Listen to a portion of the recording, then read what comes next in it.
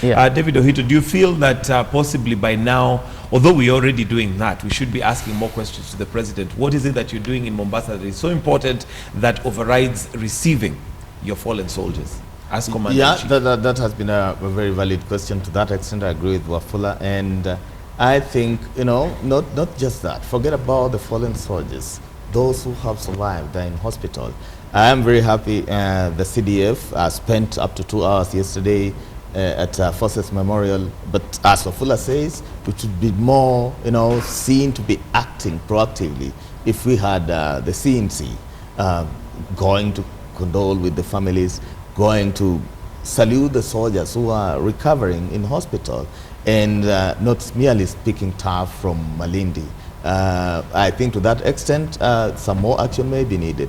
And two, there's also been a little of, what I would say, disconnect in communication from the military itself, from the Ministry of Defense. And that should have been consistent, other than merely providing those telephone numbers that these people can call.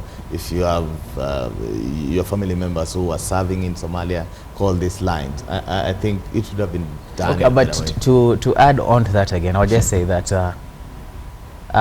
the families that have lost their members in this attack, they will not eat a handshake from Uhuru. That's not going to feed them. A picture with Uhuru is not going to take their kids through college.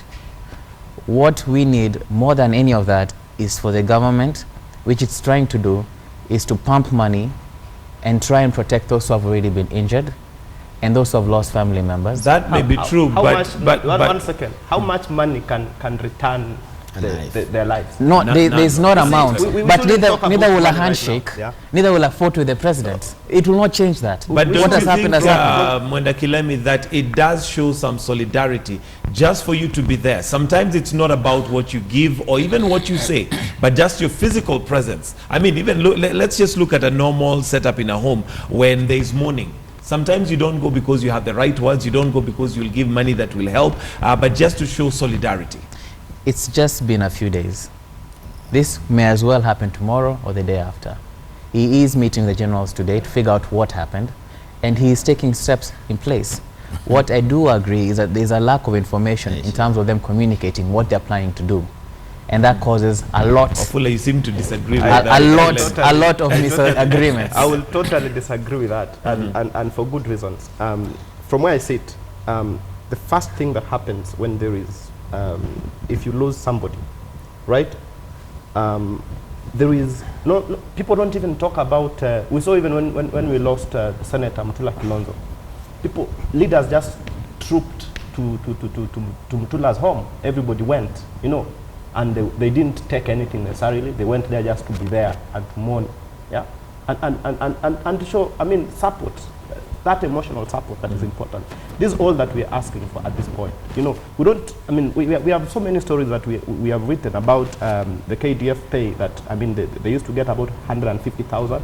Right now they're being paid less than 90,000, and that has been an issue. Allowances have been delaying and those kind of things. But right now I don't think it's a time to discuss more about the money, because the money will not have really a crisis at hand. Okay, David Ohito, before we move that conversation. Yes. I think one of the critical things, do our troops have the right intelligence? Do they have the right assets to neutralize, detect what the enemy is planning to do in good time so that they can react? Two, there has been the question about, did we procure even like night vision? When you attacked at 4 a.m., can you be able to see the enemy, for example? Those are very valid questions that we need to start answering. Okay. But the hard part is that we went into Operation Linda Inchi, fairly successful at the start of the operation. Al-Shabaab have changed tact, have our troops changed tact. We see Al-Shabaab are now embedded with Al-Qaeda and ISIS, and they are having this kind of very hard attacks on troops. They did it with the Ugandan troops, they did it with Burundian troops. What did we do as KDF, as a country, to ensure that we are not subjected to the kind of attacks that Uganda suffered, the kind of attacks that Burundi suffered? Did we do anything? Those are the big questions we are asking now. And what are we, if we are going to stay in Somalia, how are we preparing our troops to guard against another massacre like this? Those are very pertinent questions that we must start addressing. Are we having the old strategy still playing now? While Al-Shabaab have moved to the next level. And morphed into something else. They are else. using what we call weapons on soft targets like in Garissa and Bandera, while using the VBIDs on military camps. How safe are we? How safe are our soldiers in that place? All right, Paul Ofula, maybe looking at coverage on an international level, it's not just Kenya that has had a challenge in covering this particular incident. What are your comments in regards to even international media not being able to give a lot of information in this, maybe proving how sensitive this particular attack has been? I think you must be in Somalia, or you must go to the ground to appreciate just how hard it is to be able to cover the story from where it is. Because where they are right now is almost a no man's land, if I were to say that. And the terrain, as Ohito said, is not something that anybody can be there. And even as a journalist from the international media, you do not want to be around the scene because you do not know how you will be treated in terms of which side. So that I appreciate, but also the other challenge will be, I mean, information always comes out, and you want to balance the information in terms of how credible it is. I'm sure there's, and we've seen it, there's so much information coming out, most of it looks like propaganda from the enemy. So you want to be able to balance it and see if really this is the truth. But we have seen some of the Al-Shabaab commanders speaking to international media saying how successful the operation has been. We've seen all this propaganda, audio that is circulating online about the soldiers that have been taken hostage, and so on and so forth. So I appreciate that there's quite a challenge, but coming back home, I think we have fairly been able to come up to the task in terms of not giving away too much, not demoralizing our soldiers, giving the information that is sensitive to everybody involved. And that, I think that should be the overriding factor, to be sensitive to all factors, that information must not just be given for the sake of it, but it must also be for the interest of the country, because we are all Kenyans, and this is the country that we live in. All right, Mwendakilami, coming back to the local scenario. Previously, when we've had incidences like this, the media has been greatly criticized for being insensitive to the families. Sometimes you'll find reporters who rush to the family to talk to them and, ask them very insensitive questions sometimes. Do you think this time we've been able to strike that balance, to tell the story without necessarily delving into areas where we're just looking for an emotion for the sake of a story? I think we have. I think the coverage has been great. We have not shown any graphical images that people would be offended by, and we have shown the cost of war, which was the most important thing. The action happened, but we're also showing the cost of war. The families that are affected, what they're doing about it, and that's how it should be. As I said yesterday, I watched as most news stations covered the families had lost members. And they made sure that they were not too emotional about it. They just said the facts. These people are struggling now. What they're going to do? These were the breadwinners, and they just want to know whether their kids are alive or not. That was very objective reporting. Also, with the coverage of the attacks, we made sure that we were verified. The information was verified before we reported that attacks had happened. And they have been all media houses have been very careful about reporting on the amount of deaths, ensuring that they get the most accurate information out there. One point that Wafula made was that getting information about what's going on, it's a bit hard. And it's also harder because this is a war that the international media doesn't really care about. This is our war. This is East Africa's war. So the reporting that will get, the most accurate reporting most likely come from East Africa. And it's also commendable that we have been able to get the information that we have gotten so far, as much as there have been roadblocks along the way. All right, and now talking about international media, I remember somebody had posted and they were saying, where is the Kenyan flag? Remember when there was the attack in Paris? There was the flag that was going around, especially I think it was on Facebook, where you change your profile picture and it would have the Kenyan flag, or rather the French flag. Wafula, do you think the international media has snubbed us for one reason or the other, and maybe we should be having the Kenyan flag showing as well? I think we, from where I sit, is as we must do it ourselves. Yeah. I mean, as a country, we cannot rely on international media to tell our story, and that's what we have been running away from. That's why KTN has even launched a second channel, just to tell the East African story, because we don't expect someone else to tell this story as objectively as we would. Yeah. These are our brothers and sisters. We're telling stories about our countries, about really what we know that's going on.